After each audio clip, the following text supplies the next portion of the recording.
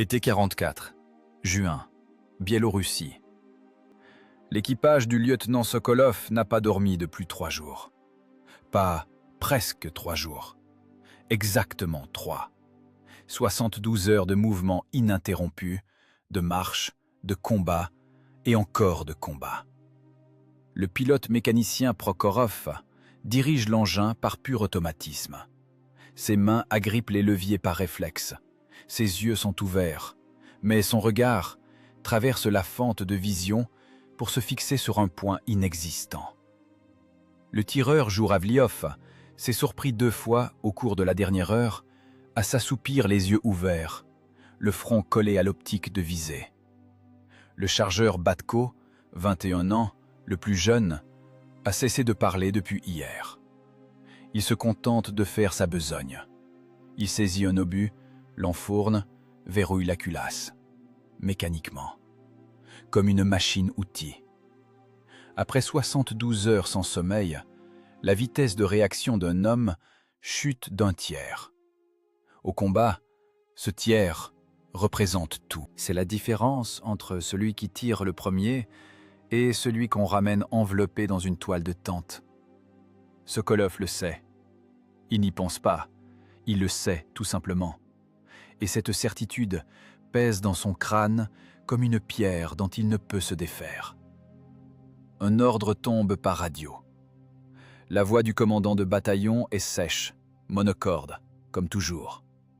Sokolov, en route dans 40 minutes. Objectif, le pont près de Lesnoï. À prendre avant l'arrivée des réserves. Exécution. 40 minutes. Puis encore quelques dizaines de kilomètres de marche. Puis le combat. Puis, avec de la chance, une nouvelle marche. L'opération Bagration est lancée depuis plusieurs jours, et les troupes soviétiques disloquent le front allemand à une telle vitesse que les états-majors n'ont pas le temps de mettre les cartes à jour. Le groupe d'armée centre s'effondre. Les Allemands battent en retraite, montrent les dents, laissent des rideaux défensifs sur les routes et aux lisières des forêts, tout ce qu'ils parviennent à rassembler. La mission des équipages de chars, ne pas leur laisser le temps de se fixer, ne pas les laisser respirer, les traquer, les briser, ne jamais s'arrêter. C'est la doctrine. Ne laisser aucun répit à l'ennemi, c'est l'empêcher de rétablir sa défense. En théorie, c'est beau. En pratique, cela signifie que Prokhorov ne sent plus les doigts de sa main gauche à force de peser sur le levier, et que Sokolov a mangé pour la dernière fois il y a 6 heures, sans même se souvenir de quoi il s'agissait. Le char est à l'abri derrière un rideau d'arbres. Un T-34-85. 9, selon les standards de cette guerre. Tourelle triplace, chef de char, tireur, chargeur. Cela ressemble à un détail technique, mais pour Sokolov, cela change tout. Il n'est plus enchaîné à l'optique de tir. L'ancien modèle forçait le chef de char à cumuler 2 tâches: commander l'équipage et acquérir les cibles à travers le viseur. C'était une impasse, intégrée directement dans la conception du blindé. Désormais, l'impasse est levée. Sokolov observe à travers le périscope panoramique et embrasse tout le champ de bataille, pendant que Jouravliov travaille séparément avec son optique.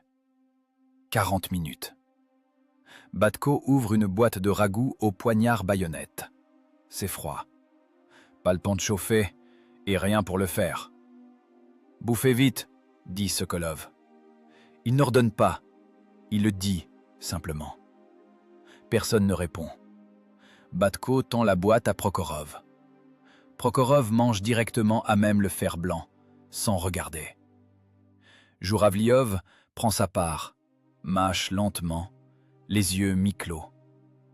Ce n'est pas de la paresse, c'est l'organisme qui économise chaque ressource, car il a compris, la route est encore longue. L'odeur est lourde. La suie de poudre s'est incrustée dans les vêtements pour de bon. Ni l'eau ni le vent n'en viennent à bout. Sous la bâche où Prokhorov et Batko se sont terrés la nuit dernière, En pleine boue à côté du char, il n'y avait pas un centimètre carré pour dormir à l'intérieur. Cette suie se mélangeait à l'odeur de la terre mouillée et de l'huile de machine. Il ne se plaignait pas. Se plaindre ne change pas la position, ne change pas la mission, ne change rien. Sokolov consulte la carte. Le pont de Lesnoï est à environ 40 km par une route qui traverse la forêt sur la moitié du trajet. Un couloir étroit. Si les Allemands ont le temps de monter une embuscade à la sortie du bois, la situation sera critique.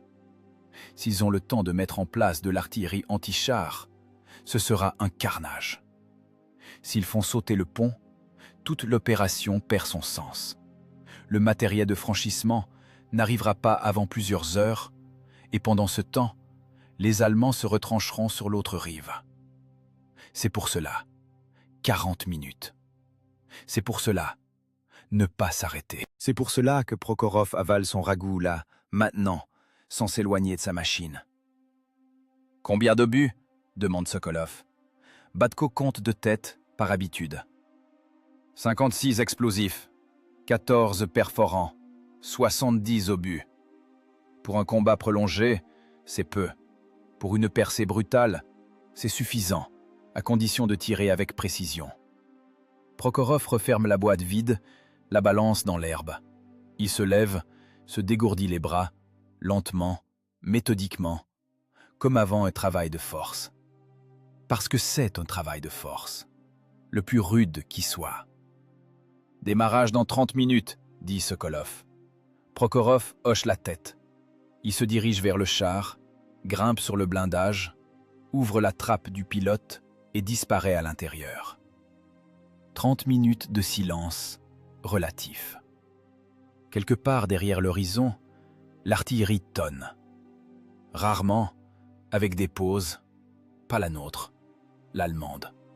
Elle sonne différemment, plus sèche, plus percutante. Sokolov l'entend depuis longtemps et n'y prête même plus attention. Un simple bruit de fond. Le bruit de fond de cette guerre qui ne s'arrête jamais. Joulavliov s'assoit près de la chenille, le dos contre le blindage. Il ferme les yeux. Il ne dort pas, il repose juste sa vue. 20 minutes. Puis, retour à l'optique. Batko se tient près de Sokolov et regarde dans la direction de leur progression. Là-bas, la forêt, sombre, dense, estivale. La route s'y enfonce et disparaît. « Tu penses qu'il y a une embuscade ?» demande Batko à voix basse, presque pour lui-même. « On réfléchira après », répond Sokolov. « Pour l'instant, on roule. » Batko se tait et hoche la tête. Ce n'est pas de la bravade, c'est juste l'arithmétique de la guerre. Impossible de tout calculer, mais s'arrêter, c'est laisser l'initiative à l'adversaire. Et l'initiative coûte plus cher aujourd'hui que n'importe quelle prudence. Les réserves allemandes font mouvement vers le pont. Eux non plus n'ont pas de temps à perdre. Le premier arrivé décidera de tout. Le moteur rugit. Prokhorov fait chauffer la machine. La fumée d'échappement s'étire sur le côté, dans le feuillage. Sokolov grimpe sur le blindage. Il vérifie la trappe, jette un œil dans le périscope panoramique. L'horizon est dégagé, pour l'instant. Puis il détourne le regard et observe son équipage. Des yeux injectés de sang, des visages gris, des mains qui ne tremblent pas seulement parce qu'elles sont trop lasses pour trembler. 4 hommes, une machine, 70 obus, 40 kilomètres. À vos postes! Le ravitaillement, ce sont 15 minutes que personne ne considère comme du repos. Le char est arrêté au bord d'un chemin de terre. 2 soldats de l'arrière font rouler un fût de gazole. Le tuyau, l'orifice de remplissage, l'odeur du carburant écrase tout le reste. La suie de poudre, l'humus de la forêt et l'odeur des hommes qui n'ont pas vu un lavabo depuis 3 jours. Prokhorov est assis sur le blindage et mange. Plus exactement, il mâche. Des conserves froides, à même la boîte, avec la cuillère qu'il garde dans la poche de poitrine de sa vareuse. du poisson. Il ne regarde pas le contenu. Il mâche et avale, c'est tout. L'organisme réclame du carburant, tout comme la machine, peu importe lequel. Batko se tient à côté et tient sa boîte à 2 mains. Il a essayé de manger debout, mais ses mains flanchent sous la fatigue. Alors il presse le fer blanc contre sa poitrine pour ne pas renverser le jus. De la viande et du gras figé. Ils ne font pas. Ils glissent simplement dans l'estomac comme un bloc. « Ça va ?» demande Batko à personne en particulier. Personne ne répond. Ce n'est pas de l'impolitesse. C'est juste que les mots coûtent cher quand on n'a presque plus de force. Djuravliov est sorti du char et se tient debout, adossé à la chenille. Les yeux ouverts, il regarde quelque part sur le côté, là où, derrière les arbres, on devine la clarté d'un champ. Là où ils doivent aller. Il n'analyse rien, il regarde, c'est tout. Car s'il ferme les yeux plus d'1 seconde, il va sombrer, et il ne pourra plus s'extirper de ce trou. La nuit dernière, ils ont dormi sous la bâche, en pleine boue, contre la chenille. Batko à droite, Prokhorov à gauche, tous deux enroulés dans le même morceau de toile récupéré 3 jours plus tôt sur un véhicule allemand détruit. À l'intérieur du char, c'est impossible. Les casiers à munitions occupent tout l'espace. Les sièges sont étroits. Dans le compartiment de combat, on peut s'asseoir, on ne peut pas s'allonger.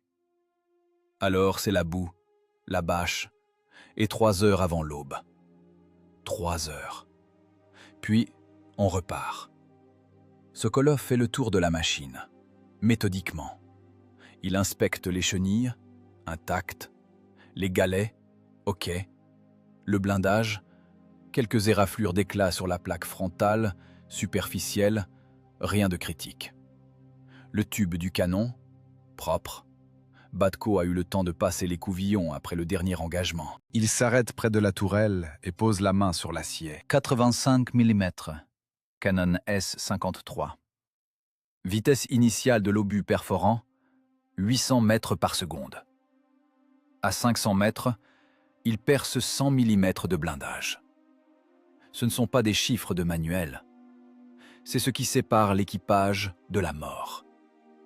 L'ancienne machine, le T-34 avec son canon de 76 mm, ne faisait pas le poids face au glacis d'un panthère à cette distance.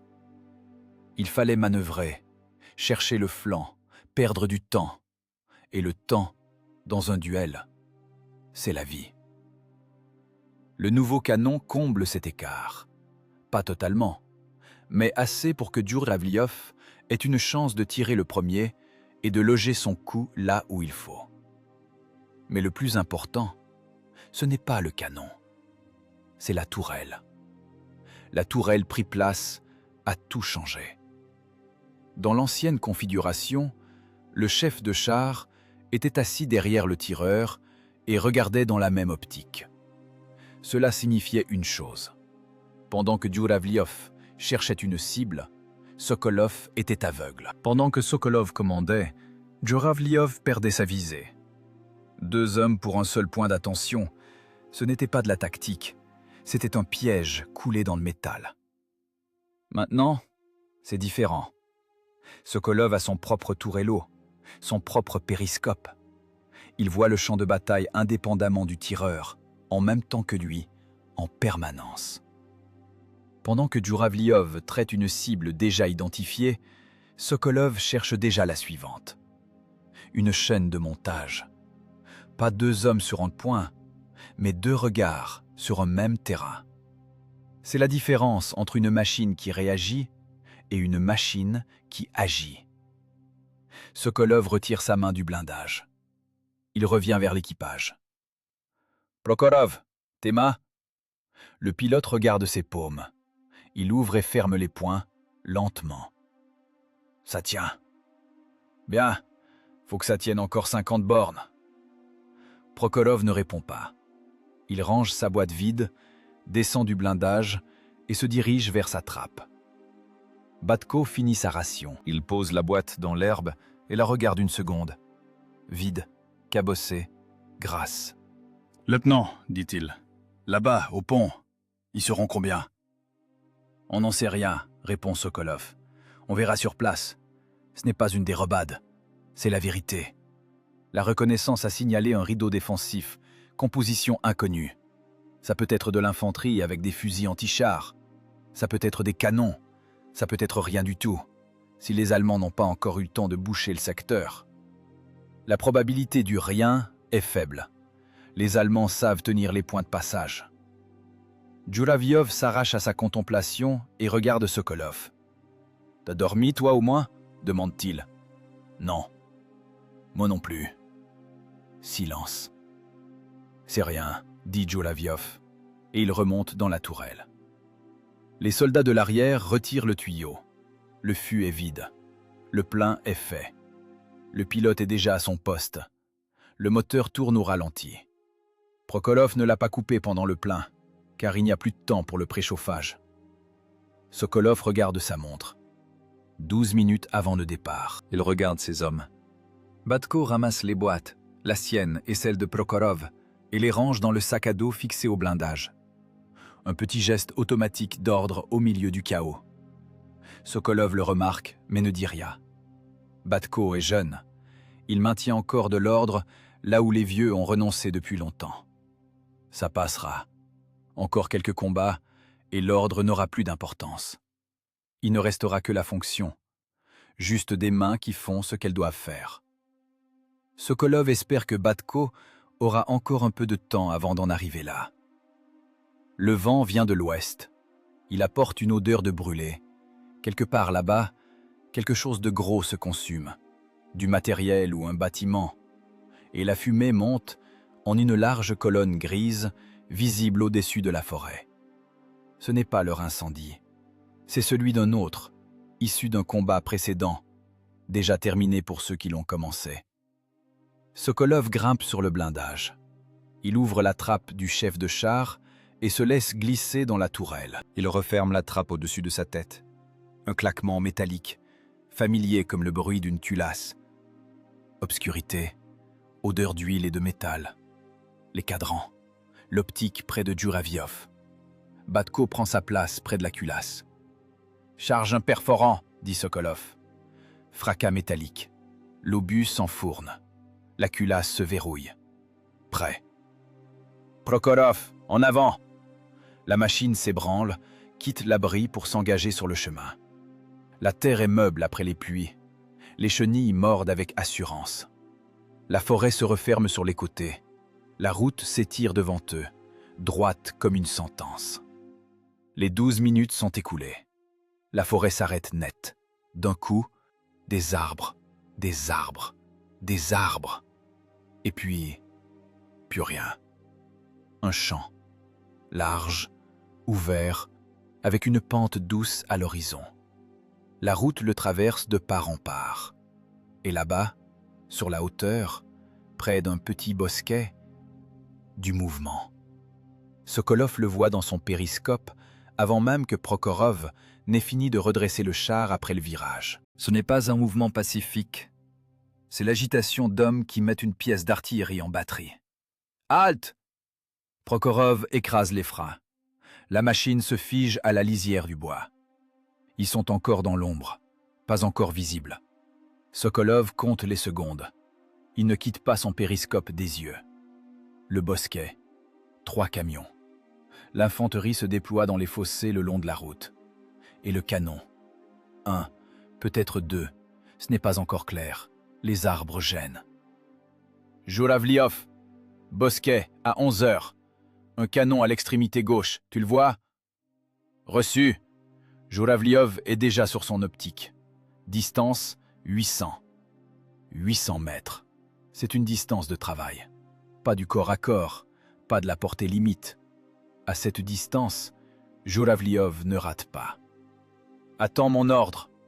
Sokolov continue d'observer. Voilà la différence. Dans l'ancienne machine, il serait déjà en train de jongler entre le commandement et la visée. Maintenant, il ne fait que commander. Djouraviov ne fait que viser. 2 processus parallèles, sans que l'un n'entrave l'autre. Les Allemands finissent de mettre le canon en batterie. Ils ne voient pas encore le char, la forêt le cache. Mais dans 30 secondes, la route sera découverte et le premier qui s'engagera sur le champ se retrouvera sous un feu direct. Sokolov prend sa décision en 3 secondes. Prokhorov, plein gaz. Djouraviov, feu sur le canon dès qu'on débouche. Batko, après le premier coup, passe à l'explosif. Compris, dit Djouraviov. Reçu, dit Batko, tenant déjà l'obus prêt. Prokhorov ne dit rien. Il écrase simplement l'accélérateur. La machine jaillit de la forêt dans le champ. Le moteur hurle. Les chenilles martèlent la piste durcie. La vitesse augmente. L'espace découvert est un risque. C'est une cible pour les optiques allemandes. Mais c'est aussi un terrain de chasse pour les nôtres. Celui qui tire le premier dicte le combat. Djouravliov tire 3 secondes après avoir débouché. Le canon tonne. La tourelle est envahie par la fumée de poudre. Pendant une fraction de seconde, avant que l'extracteur ne l'évacue, l'obus est parti. Impact. Près du bosquet, une explosion. Pas exactement là où il fallait, à droite du tube, dans la roue de l'affût. Le canon n'est pas détruit, mais les servants tombent, fauchés par l'onde de choc. Cette pause dans leur travail, c'est tout ce qu'il fallait. « Rechargez !» annonce Batko. Clac !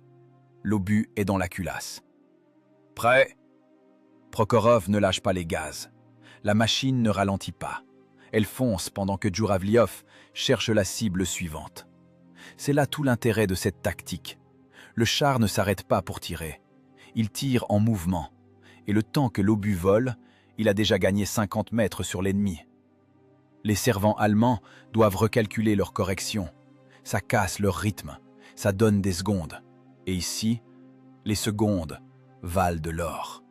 « Infanterie dans le fossé, à gauche !» dit Sokolov. « Djouravliov, un explosif le long de la route. » Vu. Deuxième coup. L'obus explosif tombe, pile. Le long du fossé, un peu long, mais l'explosion balaie la position. 2 hommes sortent du fossé et courent vers le bosquet. Les autres ne se relèvent pas. Sokolov regarde dans son périscope et voit déjà la menace suivante. À l'extrémité droite du bosquet, un 2e canon qu'il n'avait pas vu tout de suite est en train de pivoter. Il est caché derrière des buissons, mais le frein de bouche brille au soleil. Encore un instant, et il sera dans le viseur du pointeur allemand. Prokhorov, à droite, sort de l'axe. Djouravliov, canon à droite, buisson près du bosquet, à 2 heures. Prokhorov jette la machine à droite sans hésiter. Le char quitte la route, s'élance dans le champ. La terre est meuble, les chenilles s'enfoncent, mais la vitesse tient. La manœuvre casse la visée du pointeur allemand.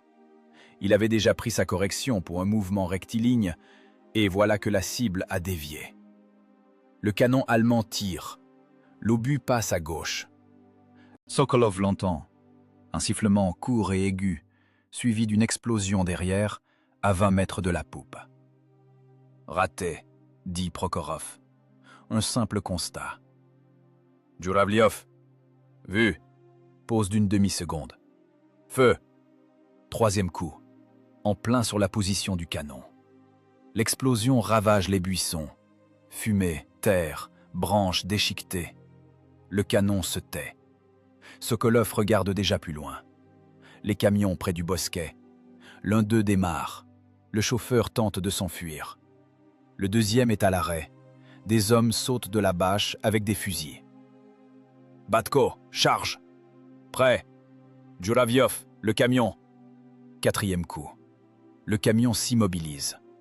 L'obus a frappé le moteur. Le feu ne prend pas tout de suite, mais le véhicule est cloué sur place. Les hommes du second camion s'éparpillent. Une partie vers le bosquet, l'autre retraverse la route. Sokolov balaie le champ du regard. Il n'y a plus de résistance organisée. Juste une infanterie dispersée qui hésite entre tenir sa position et rester en vie. Et qui choisit la vie. Les 2 canons sont hors de combat ou neutralisés. La route est libre. Prokhorov, reprends la route. Vitesse maximale. La machine revient sur la piste. La vitesse grappe. Le bosquet et ses positions fumantes s'effacent derrière eux. 4 coups. Moins de 2 minutes. Voilà ce que la nouvelle tourelle a changé. Pas la vitesse de l'obus, pas l'épaisseur du blindage. C'est cela. Sokolov voit le terrain et commande sans interruption, pendant que Jouravliov ne fait que viser et tirer. Batko ne fait que charger. Prokhorov ne fait que conduire. Chacun fait une seule chose. Personne ne cumule. La chaîne de montage tourne sans accroc. Dans l'ancienne machine, ce combat aurait pris 2 fois plus de temps. Et peut-être qu'il se serait pris un obus dans le flanc, pendant que le chef de char s'escrimait avec l'optique à la place de Jouraviov. « Lieutenant !» dit Batko. Sa voix est plate, presque indifférente. « Il reste 41 explosifs. »« Reçu !» Sokolov enregistre l'info. 41 explosifs, 14 perforants. Encore 20 km jusqu'au pont. Ce qu'il y a devant reste un mystère. Jouravliov, tes yeux. Jouravliov s'écarte de l'optique. Il cligne des yeux plusieurs fois. Ça tient. Bien, on ne se relâche pas. Ce ne sont pas des mots d'encouragement, c'est une consigne. Le relâchement après le combat est physiologique. L'organisme expire et réclame du repos. Ils n'en ont pas le droit. Entre ce rideau défensif et le prochain, il y a 20 km. Peut-être moins, peut-être juste après le prochain virage. Prokhorov conduit en silence. Le champ disparaît. La route plonge à nouveau dans la forêt. À gauche, une position allemande abandonnée défile. Une tranchée, des caisses de munitions vides, une boîte à outils renversée. Ils sont partis vite. Ils ont tout plaqué. Sokolov observe cela du coin de l'œil et l'efface de sa mémoire. Sans importance. Seul compte ce qui est devant. 20 km. Le pont. Arrivé avant les réserves. La machine fonce. Le pont surgit après un virage. Et au même instant, l'enfer se déchaîne. Les Allemands ont eu le temps. Pas les réserves, un rideau défensif, mais un rideau serré. 2 canons en tir direct, de l'infanterie dans des tranchées de chaque côté de la route, et quelque part derrière le pont, un blindé. Sokolov voit une silhouette dans la fumée. Impossible de l'identifier précisément, mais elle est là. Distance 300 mètres. Ce n'est plus 800. C'est à bout portant. Prokhorov, à gauche, derrière le remblai. La machine quitte la route pour s'abriter derrière une levée de terre sur le bas-côté. L'abri est partiel. La tourelle dépasse du remblai. Mais la plaque frontale et le train de roulement sont couverts. Un duel à découvert à 300 mètres est un échange que Sokolov ne veut pas accepter sans nécessité.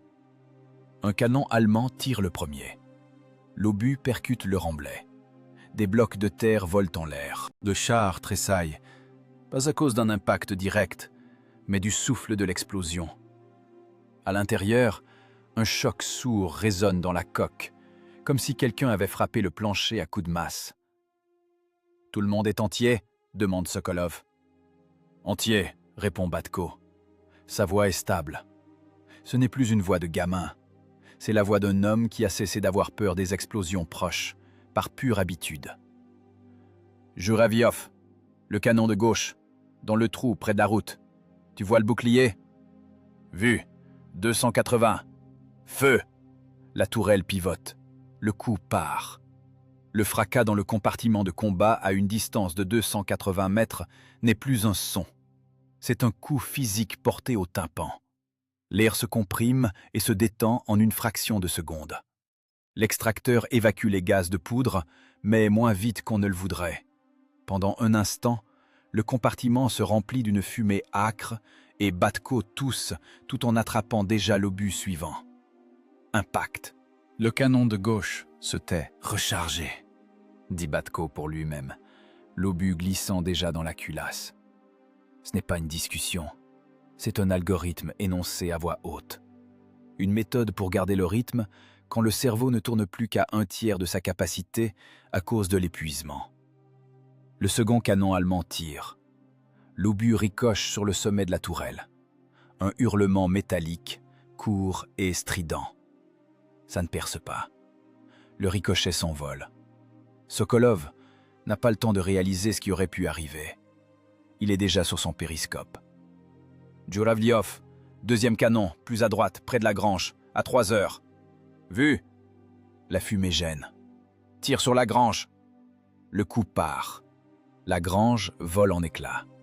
Une structure en bois n'est pas faite pour encaisser un impact direct d'obus explosifs. Derrière les décombres, le canon. Les servants abandonnent la position. Prokhorov, en avant. Traverse la route, droit sur le pont, ne ralentis pas. La machine jaillit de derrière le remblai. Plein gaz. 300 mètres de terrain découvert jusqu'au pont. L'infanterie dans les tranchées ouvre le feu. Fusil, mitrailleuse. Les balles claquent sur le blindage comme des pois sur une boîte de conserve. Un martèlement rapide, saccadé.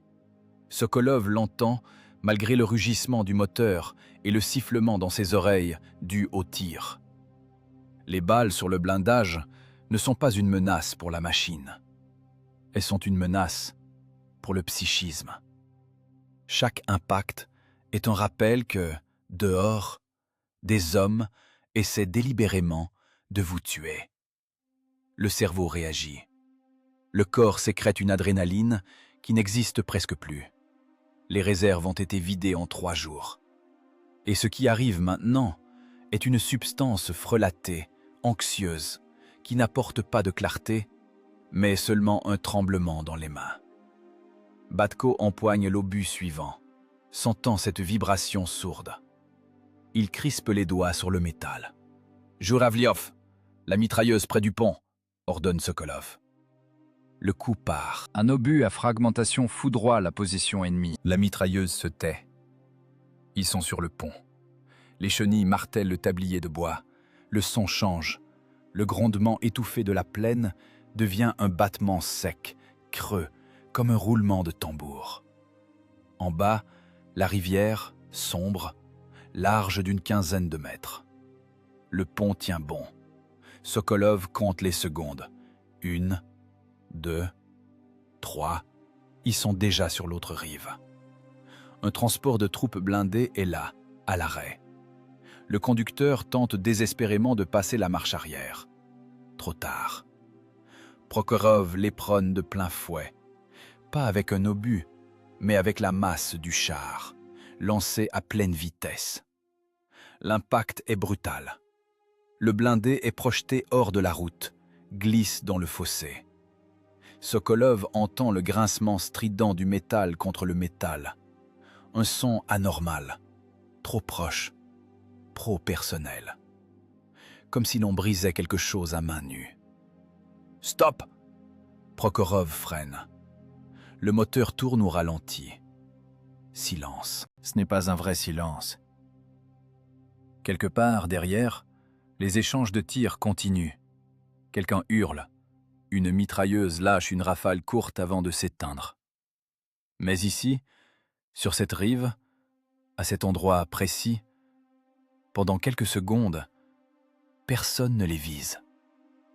Sokolov scrute le périscope, le champ derrière le pont, la route qui oblique vers la droite. Aucun mouvement. Le verrou allemand a sauté. Ceux qui le pouvaient se sont repliés. Les autres gisent dans les tranchées et ne se relèveront pas. Le pont est pris. Ils ne voient pas cela comme une victoire. Ils pensent simplement « le pont est intact, le passage est ouvert. Les machines suivantes passeront. C'est tout. C'est la seule chose qui importe à cet instant précis. « Rapport », dit-il. « Train de roulement RAS », répond Prokhorov d'une voix rauque. « Le levier gauche est un peu dur, mais ça tient. »« Armement RAS », dit Djuravliov. Il décolle son visage du viseur et se frotte les yeux du poing. Ses yeux sont injectés de sang, à cause de la fumée, de la fatigue, de la concentration. 29 explosifs, 12 perforants. Batko ? Batko reste silencieux une seconde, puis « c'est bon ». Il tient encore les douilles vides dans ses mains. 2 pièces qu'il n'a pas eu le temps de jeter dans l'éjecteur dans le feu de l'action. Elles sont brûlantes. Il ne s'en rend pas compte. Ses doigts ne sentent plus la température. Trop longtemps qu'il manipule du métal chauffé à blanc. À l'intérieur du compartiment de combat, c'est la fournaise. La chaleur dégagée par le canon, par le moteur, par les corps de 4 hommes confinés dans un espace clos. En ce mois de juin, dans ce coffre blindé, on dépasse les 40 degrés. La sueur coule sans interruption. Les vareuses sont trempées jusqu'aux os. Il n'y a plus d'eau. Les gourdes sont vides depuis 1 heure. Cela ne se discute pas. C'est juste un fait qui existe parallèlement au combat. Djouravliov retire son serre-tête et le pose sur ses genoux. Il reste assis ainsi quelques secondes, tête nue, dans ce silence qui n'en est pas un. Puis il le remet. « Ils étaient combien ?» demande-t-il à personne en particulier. « Assez », répond Sokolov. À la radio, un grésillement, puis la voix du chef de bataillon. « Sokolov, le pont est pris ?»« Affirmatif. »« Tenez le passage. Le gros des forces arrive dans 20 minutes. Ne quittez pas la position. »« Bien reçu. 20 minutes. » Sokolov regarde la rivière, l'autre rive, la route d'où ils viennent. Là-bas, les escarmouches continuent. On entend des coups isolés. L'infanterie nettoie les positions. Les nôtres vont bientôt apparaître. Pour l'instant, 4 hommes et une machine au canon fumant sur la rive d'une rivière au milieu du mois de juin 44. Prokhorov ouvre la trappe du pilote. Il passe la tête dehors, regarde en haut. Le ciel, juste le ciel. Il respire. Sokolov ne l'arrête pas. 2 minutes. On peut se le permettre. Le coup frappe sans prévenir. Sokolov l'entend avant de le réaliser. Pas une explosion, pas un tir, mais un choc. Court, saour, comme si quelqu'un frappait la tourelle à la masse. Le métal résonne. La machine tressaille. Un tireur embusqué avec un canon anti-char s'est dévoilé sur la rive droite. Une position camouflée dans les buissons que Sokolov n'avait pas vue.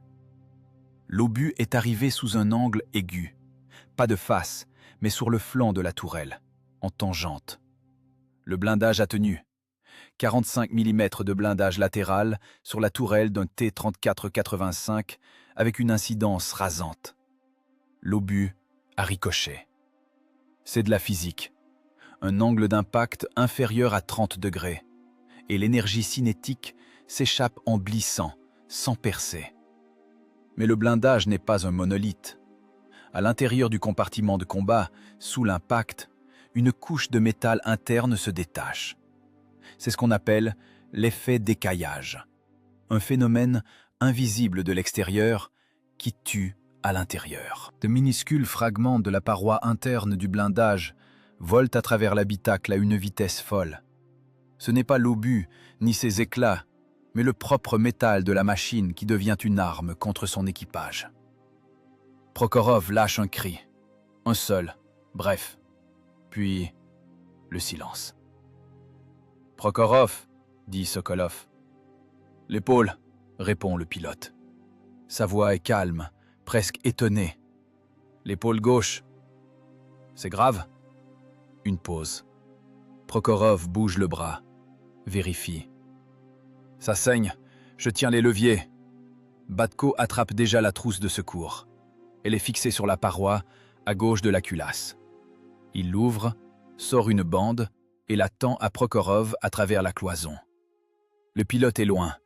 Il la passe par-dessus l'épaule de Djouravliov. « Tu peux te penser seul ?» demande Batko. « Plus tard », dit Prokhorov. « Maintenant !» ordonne Sokolov. Ce n'est pas par sollicitude, c'est du calcul. Un pilote avec une plaie ouverte perd son sang. La perte de sang entraîne une chute de tension. Une chute de tension sur fond d'épuisement de 3 jours, c'est l'évanouissement aux commandes. Et alors la machine ne va plus nulle part.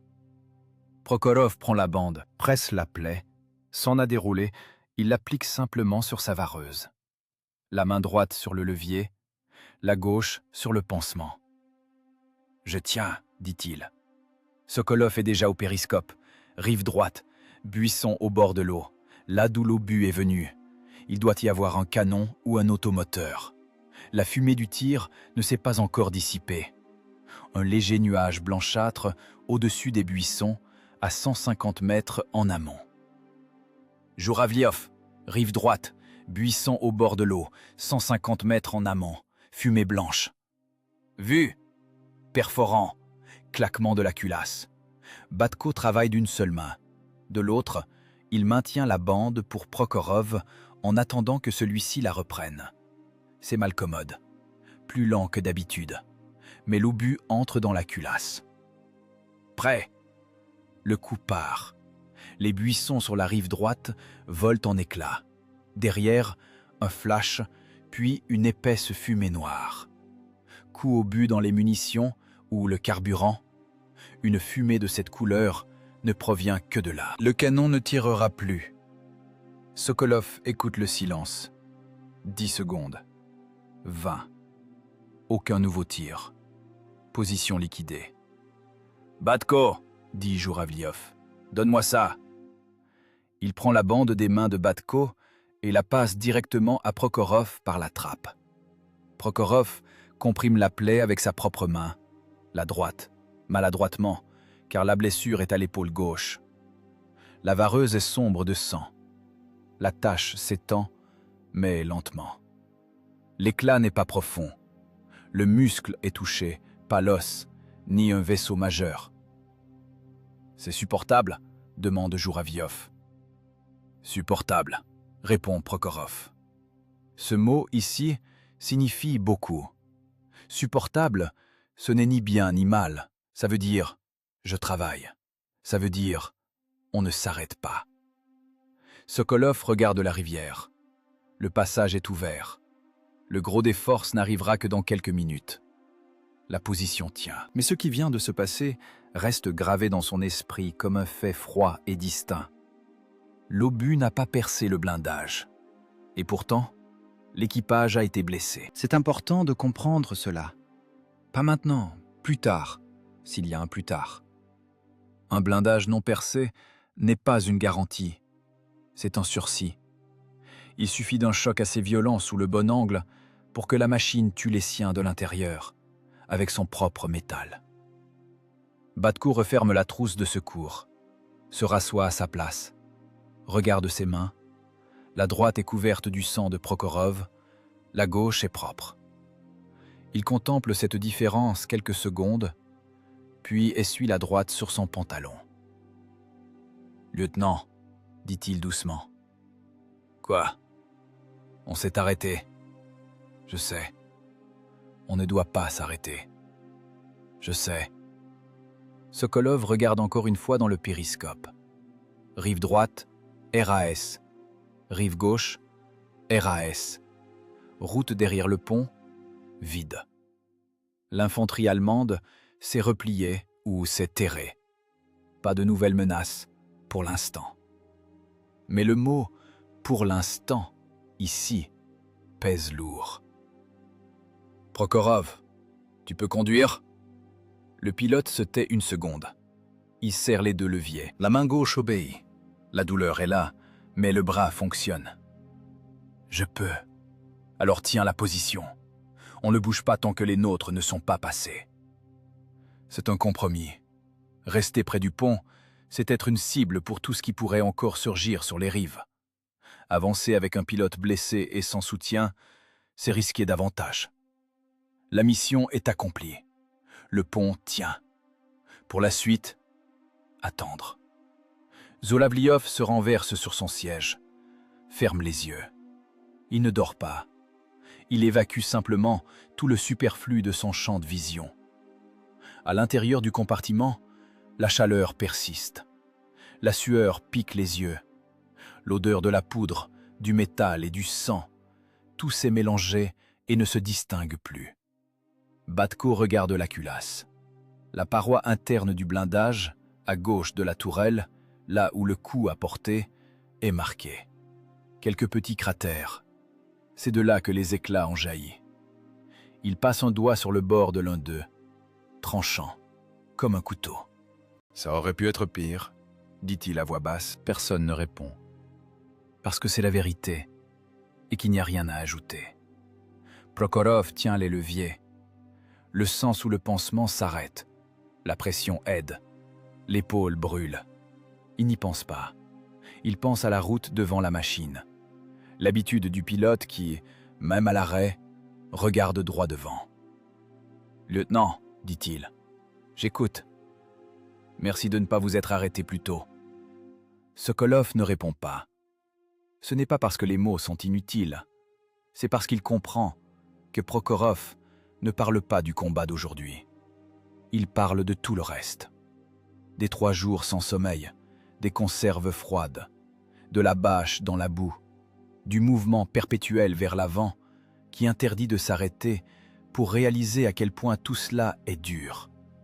Le mouvement vers l'avant est la seule chose qui empêche de sentir le prix à payer. Au loin, derrière les arbres de la rive gauche, un grondement croissant se fait entendre. Des moteurs, beaucoup de moteurs, les nôtres. Sokolov regarde dans le périscope. De la forêt, des chars débouchent sur la route. Une colonne, l'un après l'autre, la poussière s'élevant au-dessus de la cime des arbres. Le gros des forces. « Prokhorov, tu vois ?»« J'entends, » dit le pilote. Et pour la première fois depuis des heures, il y a dans sa voix quelque chose qui n'est pas de la fatigue. La colonne se dirige vers le pont. Ils ont réussi. La colonne passe à côté d'eux, char après char, machine après machine. Ils franchissent le pont qui, 1 heure plus tôt, était allemand. Et le vrombissement de leur moteur se fond en un rugissement continu que Sokolov ne sent pas avec ses oreilles, mais avec sa poitrine. Le blindage résonne. La terre tremble sous les chenilles. Sokolov se tient sur le blindage de sa machine et regarde la colonne. Pas avec fierté. Il regarde, c'est tout. Il enregistre. Le tube du canon de son char fume. Pas beaucoup. Un mince filet s'échappant de la bouche, presque invisible sur fond de ciel d'été. Mais il est là. C'est la chaleur résiduelle de 4 tirs à bout portant. Le métal refroidit lentement. Batko est sorti à sa suite et se tient à côté de lui. Il regarde la colonne. Son visage est vide. Juste une fatigue si profonde qu'elle n'est plus une expression, mais un trait de caractère. « Qu'est-ce qu'ils sont nombreux ?» dit-il. Ce n'est pas une question, un constat. « Assez », répond Sokolov. La colonne défile depuis plusieurs minutes. Ce n'est pas un simple bataillon. C'est un fer de lance mécanisé que le commandement soviétique a jeté dans la brèche. Et maintenant, il s'enfonce dans la défense allemande à une telle vitesse que les états-majors des 2 camps n'ont pas le temps d'analyser la situation. Les cartes allemandes deviennent caduques plus vite qu'on ne les actualise. Les cartes soviétiques aussi, sauf qu'ici, on appelle cela autrement. L'offensive dépasse ses propres plans. Sokolov le comprend. Il a vu cela à Koursk. Mais là-bas, les troupes soviétiques tenaient bon et n'attaquaient pas. Maintenant, c'est différent. C'est une avalanche qui s'auto-accélère. Djuravliov est sorti de la tourelle et s'est assis sur le blindage, les jambes pendant dans la trappe. Il a retiré son serre-tête. Ses cheveux sont trempés de sueur. Il regarde la rivière. L'eau est sombre, calme, indifférente à tout ce qui se passe sur les rives. « On piquerait bien une tête, » dit-il. « Après la guerre, » dit Batko. « La fin de la guerre est loin. » Prokhorov est resté à l'intérieur. La plaie à l'épaule est bandée. Batko l'a pensé correctement dès que les premières machines de la colonne sont passées et qu'il est devenu clair qu'il n'y avait plus de menace immédiate. Le pansement tient. Le sang s'est arrêté. Prokhorov est assis dans son siège et regarde la route par la fente de vision. Il regarde, simplement. Il ne peut pas sortir. S'il faut bouger, il doit être à son poste. Sokolov descend du blindage. Il fait le tour de la machine. Pour la deuxième fois de la journée, méthodiquement, comme toujours. Il inspecte les chenilles, il inspecte les galets, il inspecte le blindage. Flanc gauche de la tourelle, là où l'obus allemand a frappé, un enfoncement profond. Le métal n'est pas percé, mais déformé. Une bosse de la taille d'un poing, les bords déchiquetés, la peinture arrachée jusqu'au métal nu. Sokolov pose la paume sur cette entaille. Le métal est encore tiède. C'est la trace d'un obus qui n'a tué personne dans l'équipage. Presque. Il retire sa main.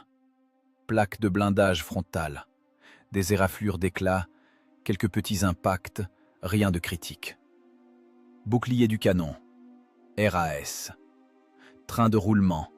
Sur le flanc droit, un galet est légèrement déformé, sans doute un choc lors de l'éperonnage du blindé. Ça roulera. Jusqu'au prochain combat, c'est certain. Sokolov note tout dans sa tête. Pas sur papier. Le papier attendra. Pour l'instant, seule l'évaluation compte.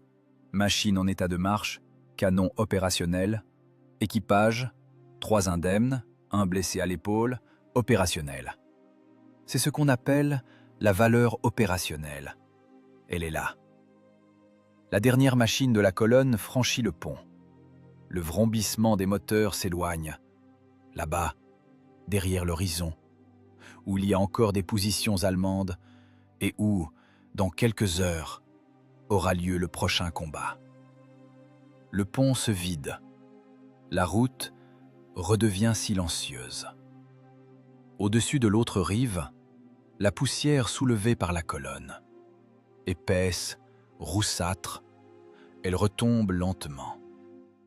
Sur le blindage du char de Sokolov, une fine couche de cette poussière recouvre la suie. Le blindage brûlant l'accueille, et elle colle, se mélange à l'huile moteur, à la calamine des tirs, aux traces de la pluie d'avant-hier. Ce sont les strates de la guerre. Chaque jour, une nouvelle couche. Batko regarde le matériel allemand près de la route. Le transport de troupes dans le fossé. Celui que Prokhorov a balayé avec la carcasse. Il gît sur le flanc. La roue droite tourne encore lentement. Une inertie qui n'a plus de sens. À côté, une mitrailleuse allemande abandonnée, des caisses de munitions, un casque dans la boue. « Ils ont tout balancé, » dit Batko. « Parce que ceux qui ont fui sont en vie, » répond Sokolov. « Les morts n'ont plus rien à abandonner. Ce n'est pas de la cruauté, c'est un constat. Le barrage allemand au pont a fait ce qu'il a pu. Il les a retardés de quelques minutes, a infligé une blessure. Puis, il s'est désintégré. Parce que face à un équipage complet dans une machine opérationnelle, avec l'initiative et la vitesse, un barrage d'infanterie tient exactement le temps que l'artillerie lui permet. L'artillerie a été neutralisée. Le reste, c'est de l'arithmétique. Jouravliov descend du blindage. Il s'approche de la rivière. La rive est ici en pente douce, descendant droit vers l'eau. Il se penche, puise de l'eau dans ses mains, se lave le visage, vite, avidement. L'eau est froide. Il garde ses mains mouillées sur son visage quelques secondes, immobile. Sokolov regarde la scène et ne l'arrête pas. 30 secondes. Puis Jouravliov se redresse, essuie son visage avec sa manche, revient vers la machine. « Ça va mieux, dit-il. Je vois. » Batko va à la rivière à son tour. Il boit directement dans le courant, avec ses mains, vite, quelques gorgées. Sokolov regarde, veut dire quelque chose sur les normes sanitaires, et se tait. Les normes existent dans un autre monde. Dans ce monde-ci, il y a la rivière, la chaleur, les gourdes vides, et un homme qui n'a pas bu depuis des heures. Sokolov va à la rivière en troisième. Il boit. L'eau sent la vase et quelque chose d'amer, peut-être des résidus de poudre rincée de la rive. Il boit et n'y pense pas. Prokhorov reçoit de l'eau dans sa gourde. Batko la remplit pour lui, la lui apporte à la trappe. « Tiens, merci. » 2 mots, pas besoin de plus. Sokolov revient à la machine. Regarde l'entaille dans le blindage, encore une fois. Puis le tube du canon. Il ne fume presque plus, il a refroidi. Puis la route derrière le pont, là où la colonne a disparu. Là-bas, devant, les divisions allemandes sont broyées en poussière. Là-bas, les chars soviétiques traquent l'ennemi à une telle vitesse que la notion de ligne de front perd son sens. Là-bas, c'est la prochaine ligne, le prochain pont, le prochain barrage. Et l'ordre y arrivera bientôt.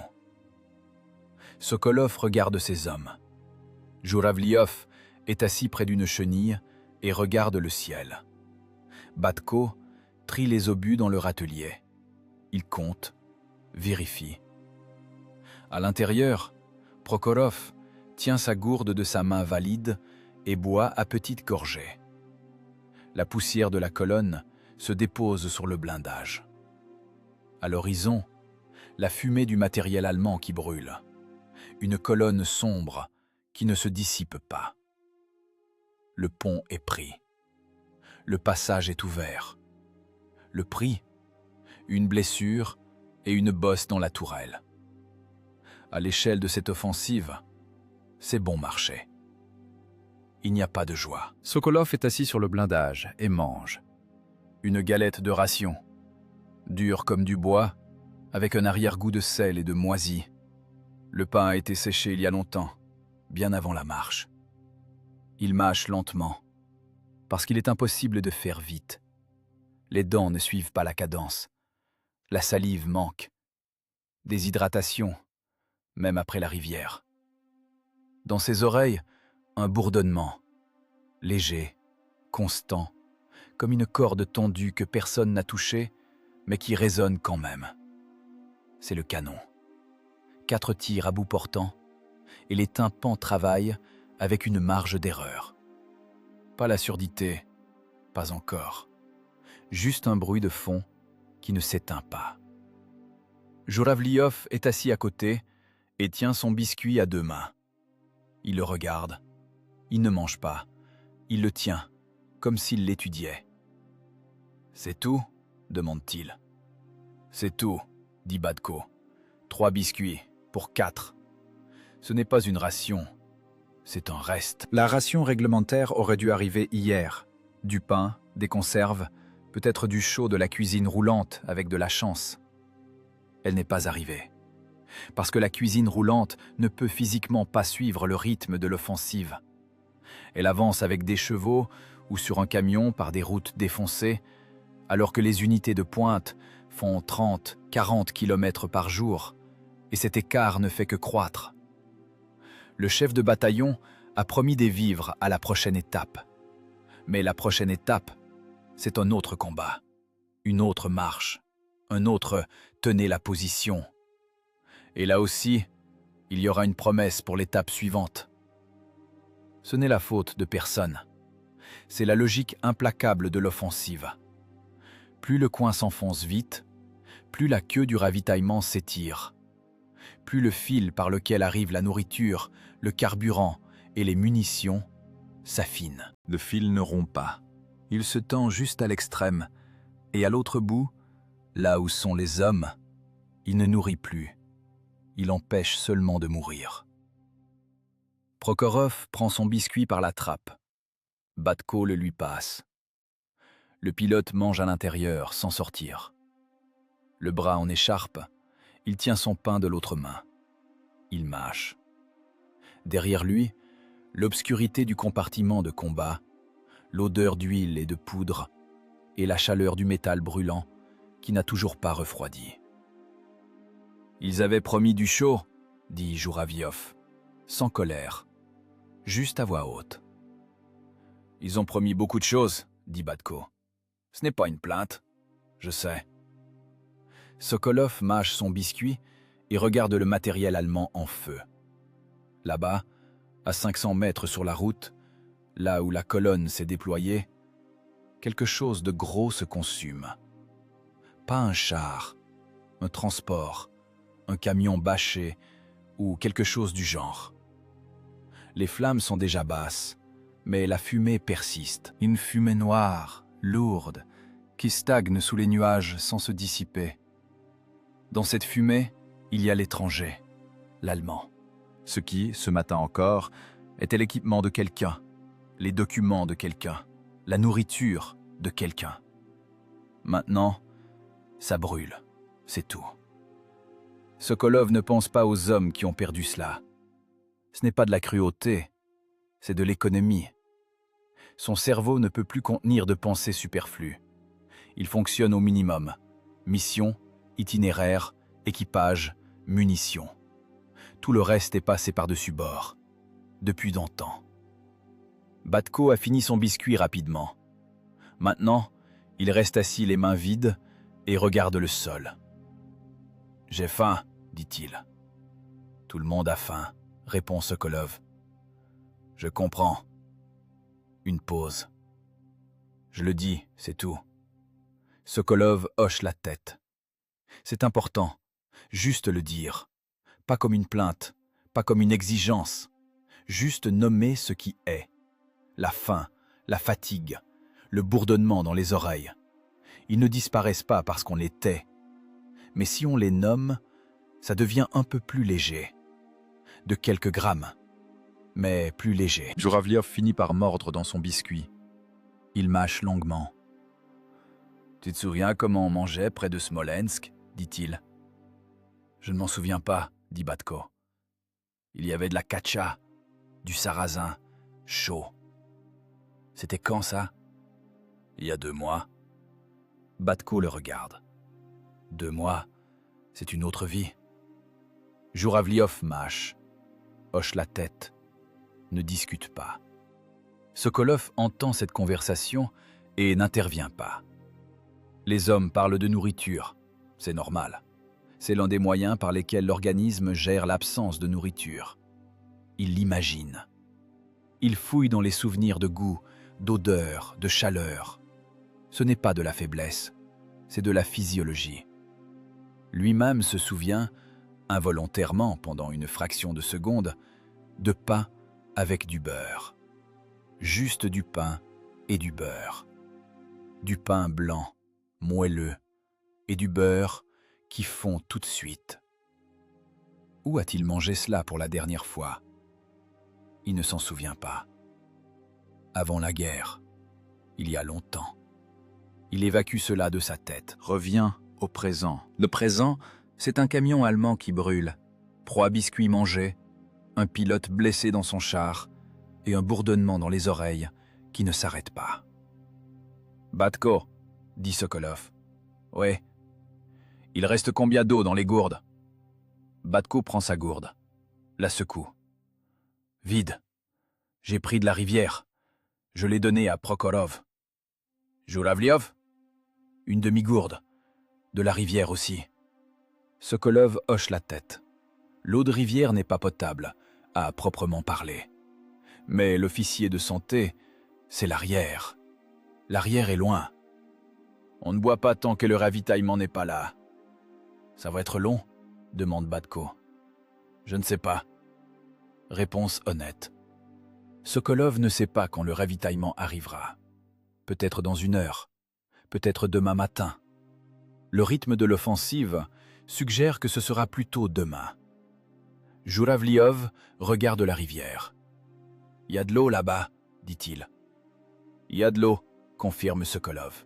« Pour l'instant, on tient. » Jouravliov hoche la tête, se détourne de la rivière, regarde dans l'autre direction, vers la route, vers la poussière, vers l'horizon où la colonne a disparu. « Eux, ils mangent en ce moment, » dit-il.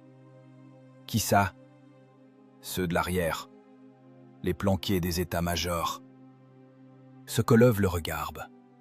Jouravliov dit cela sans haine, juste comme un fait. Là-bas, à 50 km en arrière, là où se sont installés les états-majors et les services de l'arrière, il y a des cuisines roulantes, Il y a de la nourriture chaude. Il y a la possibilité de dormir sur des chalits, pas par terre sous une bâche. Sans doute, dit Sokolov. Bon, conclut Jouraviov. Et il n'y revient plus. C'est important aussi, savoir dire d'accord et en rester là, sans amertume, sans colère accumulée. Simplement un fait énoncé, accepté, classé. Et ensuite, le boulot. Prokhorov frappe contre la paroi depuis l'intérieur. Sokolov se penche vers l'écoutille. « Quoi ?»« La radio grésille, » dit le mécanicien. « Quelqu'un essaie de joindre notre canal. Je ne capte rien. Trop de parasites. » Sokolov grimpe dans la tourelle. Il enfile son serre-tête et écoute. Des craquements, des bribes de mots. Puis une voix, lointaine, déformée, mais reconnaissable. Celle de l'opérateur de l'état-major du bataillon. Sokolov se concentre. Les mots émergent péniblement des parasites, comme des lettres perçant à travers la boue. Un nouvel ordre. La voix à la radio est brève. En avant. Prochain objectif, la côte indiquée près de la route, au nord-est. Tenir jusqu'à l'arrivée de l'infanterie. Heure de départ, immédiate. Sokolov retire son serre-tête.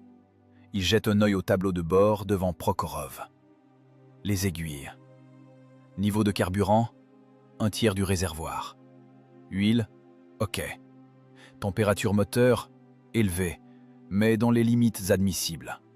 « Tu as entendu ?» demande-t-il à Prokhorov. « J'ai entendu. Ta main tient le coup ?» Prokhorov serre le levier droit. Relâche. Serre à nouveau. Elle tient. Sokolov s'extrait de la tourelle. Batko et Jouravlev le regardent d'en bas, depuis le sol où il s'était assis. « L'ordre est tombé, » dit Sokolov. « On bouge. » Jouravlev se lève sans un mot. Batko suit. Aucune question, aucun murmure. Il y a longtemps qu'il ne demande plus rien quand on dit « on bouge ». Il se lève, tout simplement, et se dirige vers la machine. Sokolov observe la route, puis derrière lui, vers le pont, puis à nouveau devant. Juste derrière la ligne des positions allemandes qu'ils ont enfoncées il y a 2 heures, il y a du mouvement. Sokolov ne le remarque pas tout de suite.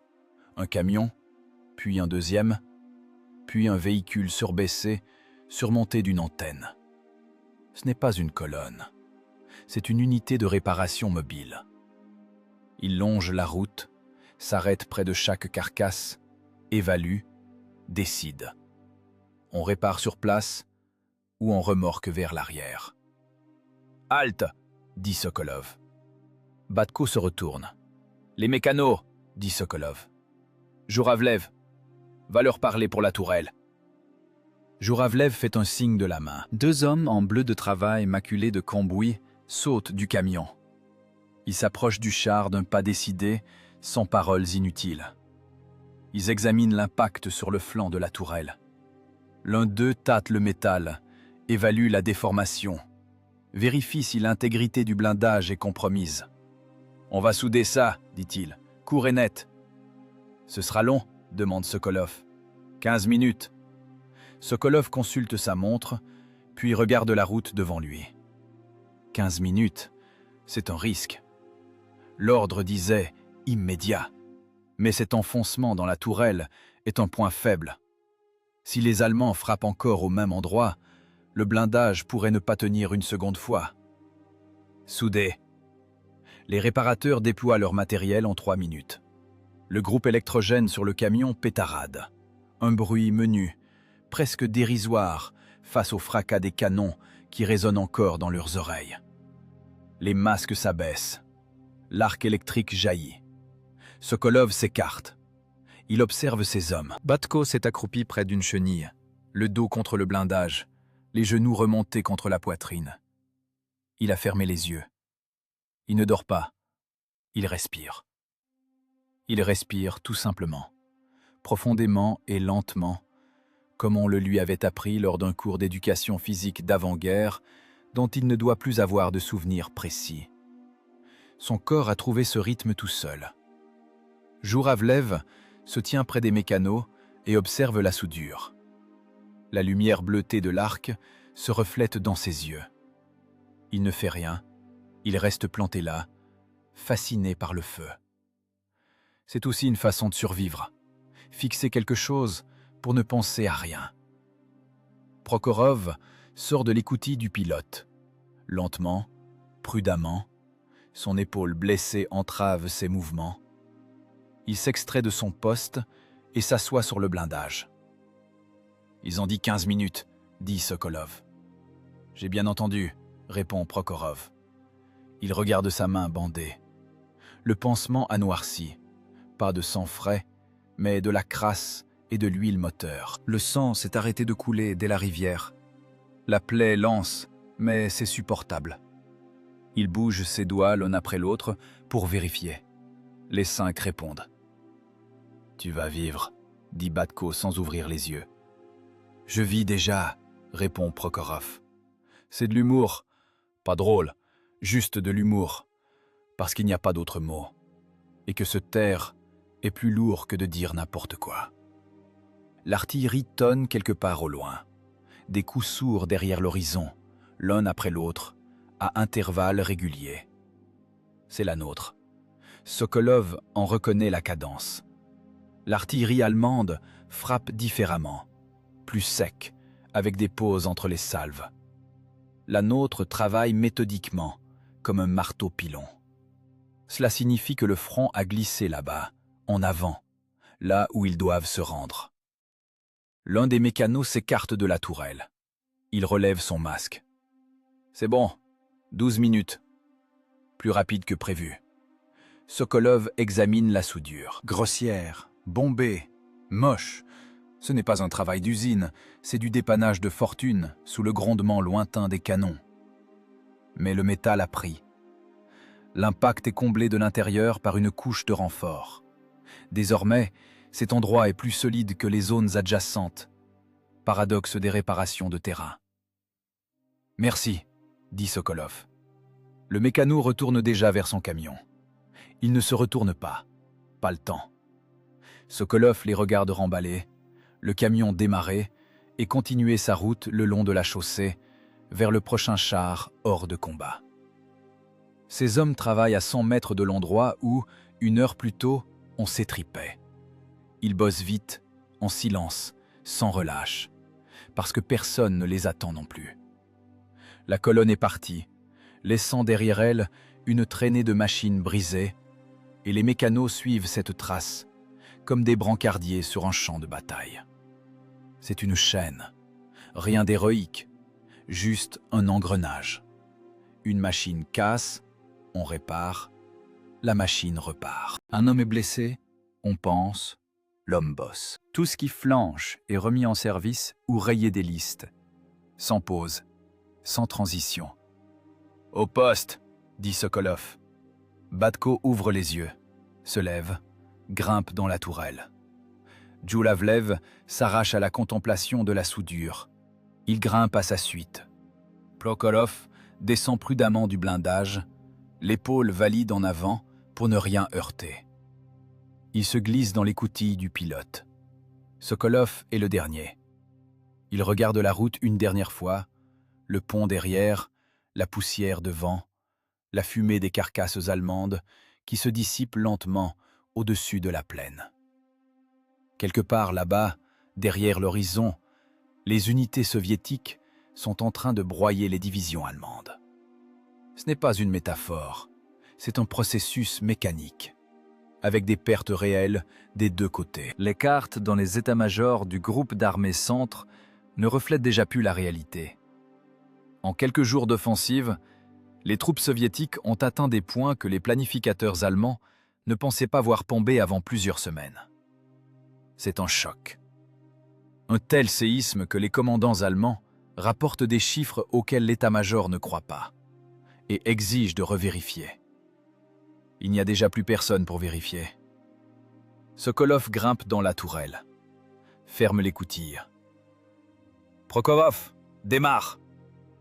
Le moteur prend du premier coup. Le régime monte. Le char tressaille. Une vibration fine, familière, presque apaisante. C'est une machine qui tourne. Ça veut dire qu'on y va. Jouravlev, charge un perforant. C'est fait, dit Jouravlev, dans le bruit métallique de la culasse. Batko, fais le point sur ce qu'il reste. 26 explosifs, 12 perforants, 38 obus. Jusqu'à la côte, on ne sait pas combien de kilomètres. On ne sait pas ce qui attend là-bas. Peut-être rien, peut-être pas. En avant! La machine s'ébranle, s'engage sur la route, prend de la vitesse. Derrière eux reste le pont, la soudure sur la tourelle, 3 croûtons de pain mangés et un enfoncement qui n'existe plus. Devant, la poussière, le tonnerre de l'artillerie et le prochain ordre qui les attend déjà à l'autre bout de la route. La chaîne ne s'arrête pas. La côte les accueille par le silence.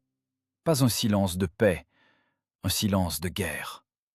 Celui où l'on entend tout, le vent dans l'herbe, le grondement lointain de l'artillerie derrière l'horizon, les battements de son propre cœur. Celui qui ne signifie pas le repos, mais une simple suspension entre deux actes. Prokhorov arrête la machine sur la crête. Le moteur tourne au ralenti, un ronronnement sourd, presque inaudible après le régime de marche. Sokolov ouvre l'écoutille. Il se redresse à mi-corps dans la tourelle. Il observe. Une plaine. Une pente douce qui descend. La route part vers la droite, contourne un bosquet, disparaît. Là où elle s'efface, de la fumée. Pas noire comme celle du carburant, mais grise, celle du bois qui brûle. Un village ou un hameau. C'était un hameau. Il n'y a pas d'Allemands sur la côte. Ils sont partis, n'ont pas eu le temps de s'enterrer, ou ont décidé de ne pas tenir. Au sol, des traces, des mégots, une boîte de conserve avec un marquage allemand, de l'herbe couchée, là où une pièce d'artillerie était postée. Ils sont partis récemment. Peut-être il y a 1 heure, peut-être moins. C'est propre, dit Sokolov. Pour l'instant, répond Jouravlev d'en bas. Remarque acceptée. Sokolov se rassoit. Il referme l'écoutille à moitié, de façon à pouvoir sortir vite, tout en gardant la tête à l'abri. Prokhorov, place-toi derrière la crête, que seule la tourelle dépasse. On planque le train de roulement. Reçu. La machine recule de 3 mètres, pas plus. Désormais, depuis la plaine, on ne voit plus que le tube du canon et le tourello du chef de char. C'est une position de défilement. Pas idéale, mais suffisante pour l'attente. Attendre est un savoir-faire à part entière. Tout le monde ne le possède pas. Les jeunes, en général, n'y arrivent pas. Le corps réclame du mouvement, la tête réclame de l'action. Les vétérans savent s'arrêter et simplement exister. Respirer, écouter, attendre, sans gaspiller d'énergie inutile. Batko n'y arrive pas. Il s'agite sur son siège, déplace des obus dans les râteliers pourtant déjà bien rangés, scrute l'obscurité du compartiment de combat, regarde Jouravlev, puis à nouveau les obus. « Arrête !» dit Jouravlev. Batko s'immobilise. « Reste tranquille. »« Je reste tranquille. » Silence. Prokhorov respire régulièrement. La main sur le levier, il n'appuie pas. Il le tient, c'est tout. Une habitude de mécano. Tant que le moteur tourne, la main reste sur le levier. Même à l'arrêt, même en dormant sans doute, si on le laissait dormir. Sokolov regarde dans la lunette panoramique. La plaine en bas, vide. La route, vide. Le bosquet, immobile. L'horizon à droite, là où la colonne est partie, de la poussière et de la fumée qui témoignent d'un mouvement, mais ne disent rien de ses intentions immédiates. Il réfléchit à cette côte, à la raison pour laquelle on leur a ordonné de la tenir. ce n'est pas juste un point sur la carte. C'est à la fois un poste d'observation et une position de tir. Depuis la crête, on surveille la route sur 3 km de chaque côté. Si les Allemands veulent contre-attaquer dans ce secteur, ils passeront par là, parce qu'à droite, il y a le marécage, à gauche, la forêt, et qu'il n'y a pas d'autre chemin. Alors, cette côte deviendra l'obstacle qui les arrêtera. Ou pas, s'il n'y a qu'un seul char sur la hauteur. Un char, 38 obus, un mécanicien blessé, un équipage qui n'a pas fermé l'œil depuis 4 jours. Sokolov ne fait pas ce compte avec désespoir, mais avec une précision froide. C'est une ressource finie. L'infanterie doit arriver. Le commandant a dit jusqu'à l'arrivée de l'infanterie. La question est quand? Et la question sans réponse. Les Allemands arriveront-ils avant? Lieutenant, dit Prokhorov. Quoi? Le moteur bouffe du jus au ralenti. Je coupe? Sokolov réfléchit une seconde. Non, s'il déboule, on n'aura pas le temps de relancer. Compris?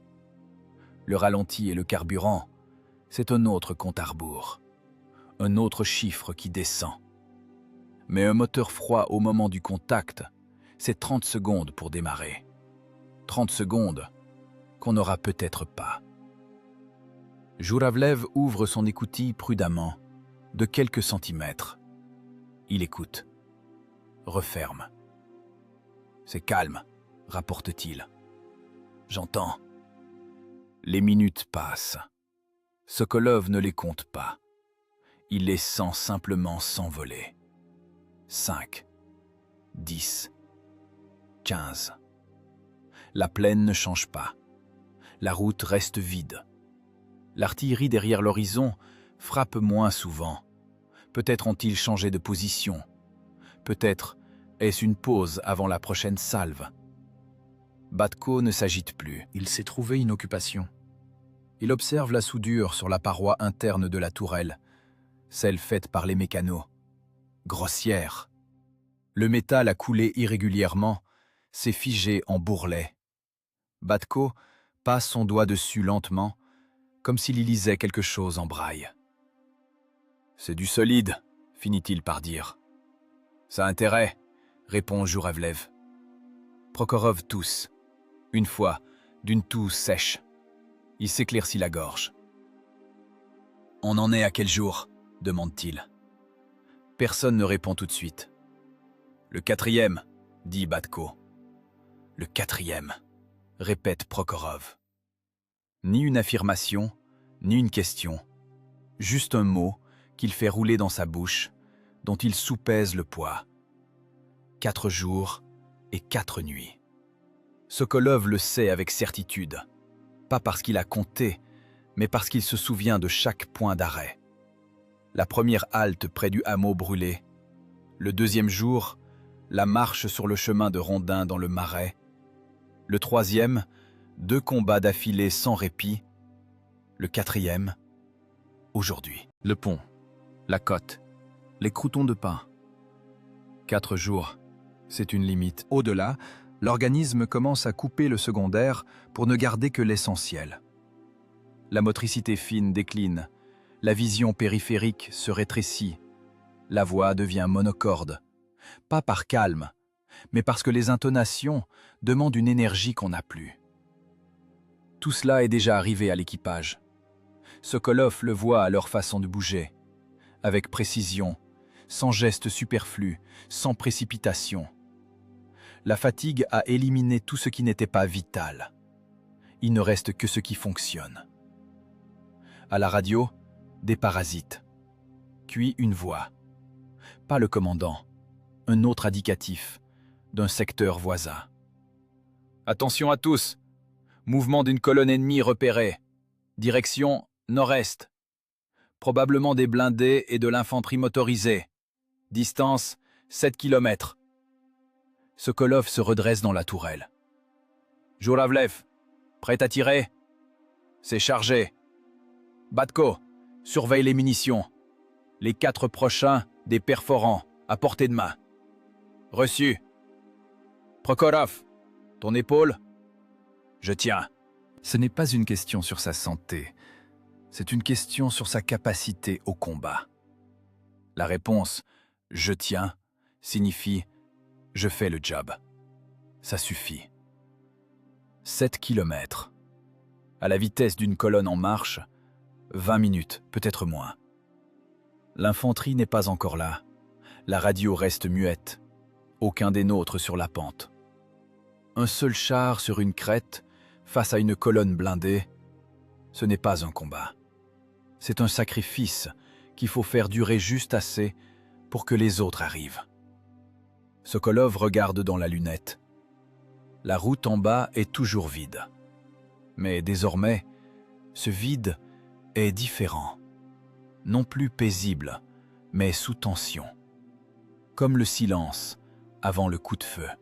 « Ne tirez pas sans mon ordre », dit Sokolov. On attend. S'ils s'engagent, on les laisse approcher jusqu'à 400 mètres. Silence. « Compris », dit Jouravlev. « Compris », dit Batko. « Compris », dit Prokhorov. 4 hommes, une machine, une crête, une route vide en bas. Sokolov regarde cette route et ne pense qu'à une chose. L'infanterie doit arriver à temps. L'infanterie est arrivée à temps. Ils ont surgi du flanc gauche, en tirailleurs, rapidement, courbés, comme des hommes qui ont appris depuis longtemps à bouger sous le feu. Pas au pas de course, mais d'un pas rapide. Ce pas particulier du Bifin, qui n'est une course que sur le papier. Une section, peut-être 2 sections incomplètes. Sokolov les compte dans sa lunette, puis s'arrête. Ça suffit. Il y a des hommes, il y a une position, il y a une chance de garder la côte. La colonne allemande n'a jamais débouché sur la route. Peut-être a-t-elle reçu un autre ordre. Peut-être la reconnaissance a-t-elle signalé que la hauteur était occupée et le commandant a décidé de contourner. Peut-être l'artillerie les a-t-elle écrasés avant qu'ils ne sortent à découvert. Sokolov ne le saura jamais. La guerre explique rarement pourquoi ce qu'on attendait n'est pas arrivé. Simplement, ça n'est pas arrivé. Accepter et continuer. Un lieutenant d'infanterie s'approche du char. Jeune, plus jeune que Sokolov, bien que Sokolov n'ait que 26 ans. Le visage gris de fatigue, la vareuse crottée jusqu'aux genoux. Ils sont passés par les bas-fonds, visiblement. « La côte est à vous » demande-t-il. « À nous » répond Sokolov. « Bien. » Le lieutenant regarde la plaine en bas, la route. « Les Fritz » 7 kilomètres, au dernier rapport, il y a 1 heure. « Donc ils sont plus près maintenant. » « Donc ils sont plus près » acquiesce Sokolov. Ils regardent ensemble vers le bas pendant quelques secondes. Puis le lieutenant d'infanterie retourne vers les siens pour placer ses hommes le long de la crête. Sokolov le regarde s'éloigner. Cette conversation prendra une demi-page dans les mémoires d'après-guerre de quelqu'un. Dans la réalité, elle a duré 30 secondes. À la radio, la voix du commandant. Sokolov écoute. Nouvel ordre, ne plus tenir la côte. Faire mouvement vers le nord, soutenir l'attaque sur un point d'appui près du village. L'infanterie reste sur la côte, le char en avant. Encore en avant. Sokolov retire son serre-tête. Il regarde ses mains, ses propres mains qui tiennent le casque. Les doigts ne tremblent pas. Ses mains ont l'air normales. Seule la peau sur les articulations est gercée par l'alternance du froid et du chaud, et sous les ongles, du noir qui ne part plus au lavage. Il remet son serre-tête. « Prokhorov !»« L'ordre est pour le nord, un village près d'un point d'appui. »« C'est loin ?» Ils n'ont pas dit. Prokhorov se tait une seconde.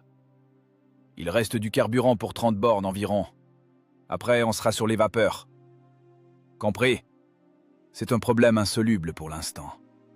Soit un camion de ravitaillement viendra à leur rencontre, soit ils iront au bout de leur réserve. Il n'y a pas de troisième option. Démarre. Le moteur passe du ralenti au régime de travail. La machine s'ébranle. Le lieutenant d'infanterie se retourne. Il regarde le char quitter la côte. Il ne fait pas de signe. Il regarde, c'est tout. Sokolov ne le voit pas. Il regarde déjà devant lui. La route vers le nord traverse une plaine, puis plonge dans un vallon. Là où l'herbe est plus sombre et plus haute. Ce qui signifie que c'est humide. Ce qui signifie que Prokhorov devra garder de la vitesse pour ne pas s'enliser. Puis, à nouveau une montée. Sokolov lit le relief à travers son optique par pur automatisme. Ce n'est plus une compétence, c'est une partie de sa perception. Batko est assis près de la culasse. Il regarde les munitions. 26 obus. Il y en avait 38 avant l'attente sur la côte. Mais il a recompté et 26 est le bon chiffre. Attendez, ils n'ont pas tiré sur la côte. 38. Il recompte encore une fois. 38, dit-il à voix haute. Quoi? Répond Jouravlev. Les obus. Je me suis trompé. 38. Bon, c'est un détail, mais c'est crucial. La fatigue fait exactement cela. Elle glisse des erreurs dans les opérations simples. Un comptage qui, en temps normal, prend 5 secondes et donne toujours le bon résultat, demande maintenant 2 tentatives. Ce n'est pas une catastrophe. C'est un signal. Contrôler chaque geste 2 fois. La machine entre dans le vallon. L'herbe fouette les flancs. Haute, à taille d'homme, trempée. Les chenilles l'écrasent et progressent. Le sol tient. Ce n'est pas un marécage, juste une prairie humide. Prokhorov monte un peu dans les tours pour ne pas perdre son élan. Sokolov pense à ce qu'il y aura après. Pas après ce combat, après la guerre. Il n'y avait pas pensé depuis longtemps.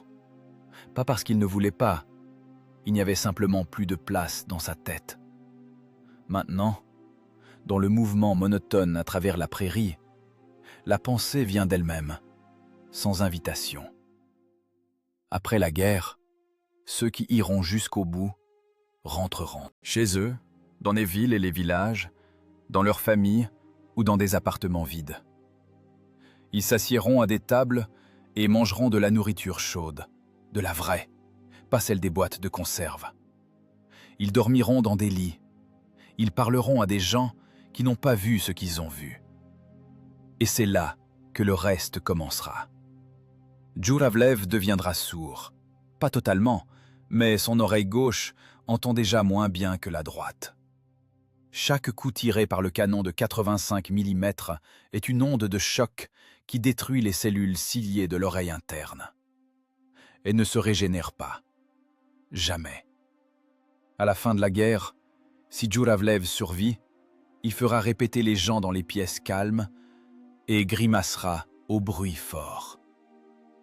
Prokhorov se réveillera la nuit au son d'un moteur qui n'existe pas.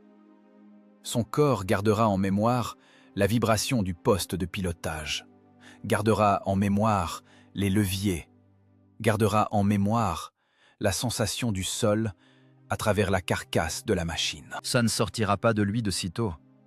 Peut-être jamais. Batko, le gamin Batko qui a 21 ans, rentrera chez lui avec quelque chose pour lequel, en 44, il n'y a pas de mots.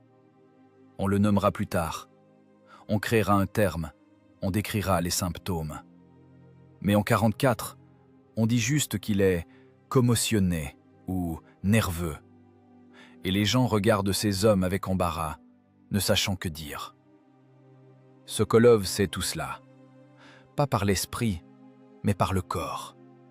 Il sent comment chaque combat laisse quelque chose à l'intérieur. Pas une blessure, un dépôt. Qui ne se lave pas, ne s'en va pas, s'accumule simplement. Le village, dit Prokhorov. Sokolov regarde dans la lunette. Ouais, des toits au-dessus d'une ligne d'arbres, de la fumée, pas un incendie, la fumée du combat, éparse à plusieurs endroits en même temps. Là-bas, Le boulot est en cours. Quelqu'un se bat déjà là-bas. Sans eux, sans leurs canons. À la limite de ce que l'infanterie peut faire sans blindés. Jouravlev, tu vois le village? Je vois. Premier tir sur n'importe quel mis de résistance que tu repères en approchant. N'attends pas l'ordre. Compris? Batko, alterne, perforant, explosif, explosif, jusqu'à nouvel ordre. Reçu. Prokhorov, garde la vitesse, ne t'arrête pas. Je garde. La machine sort du vallon sur du terrain dur. La vitesse augmente. Le village se rapproche. Les toits s'individualisent, puis on voit les murs, puis du mouvement près des premières maisons. Là-bas, on tire. De là-bas, on leur tire dessus. Les balles sur le blindage. Encore ce même martèlement saccadé. Encore des poids sur une boîte de conserve. Encore l'adrénaline puisée dans des réserves presque taries. Jouravlev tire. Et à nouveau, le fracas, la fumée, le tintement de la douille. À nouveau Batko avec un nouvel obus. À nouveau en avant. Ce n'est pas un exploit. Ce n'est pas de l'héroïsme. C'est un métier. Poussé à l'automatisme par 4 jours sans sommeil, des dizaines de kilomètres de marche et plusieurs combats qui ont fusionné en un seul, ininterrompu. C'est ce que l'école de chars soviétique a créé et affûté à travers les pertes, à travers les machines en flammes, à travers les équipages morts, jusqu'à ce que les survivants deviennent exactement cela. Pas des héros, des professionnels, des hommes qui font leur boulot quand le faire est déjà physiquement impossible. L'été 44 broiera les armées allemandes, libérera la Biélorussie, atteindra les frontières. Ceux qui iront au bout rentreront avec l'ouïe perdue, le sommeil brisé, et ce dépôt à l'intérieur qu'on ne nommera pas correctement avant longtemps. Mais le pont sera pris, la côte sera tenue, le village sera libéré. Le canon tonne à nouveau, la machine avance.